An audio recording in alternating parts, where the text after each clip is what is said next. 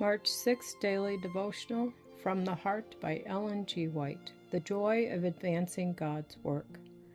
O Lord our God, all this abundance that we have prepared to build you a house for your holy name is from your hand. It is all your own. 1 Chronicles chapter 29, verse 16. In building the temple, the call for means met with a hearty response.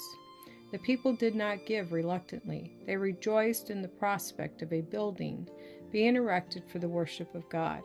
They donated more than enough for the purpose.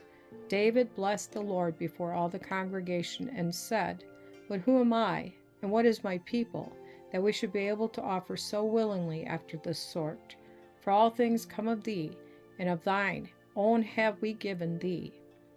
1 Chronicles chapter 29, verse 14. David well understood from whom came all his bounties. Would that those of this day who rejoice in a Savior's love could realize that their silver and gold is the Lord's, and should be used to promote His glory, not grudgingly retained to enrich and gratify themselves. He has an indisputable right to all that He has lent His creatures. All that they possess is His. They are high and holy objects that require means. Thus invested, it will yield to the giver more elevated and permanent enjoyment than if expended in personal gratification or selfishly hoarded for the greed of gain. Many selfishly retain their means and soothe their conscience with a plan for their doing some great thing for the cause of God after their death.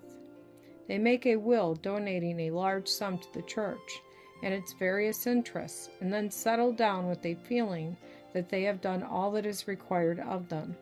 Wherein have they denied self by this act? They have on the contrary exhibited only selfishness. When they have no further use for their money, they propose to give it to God.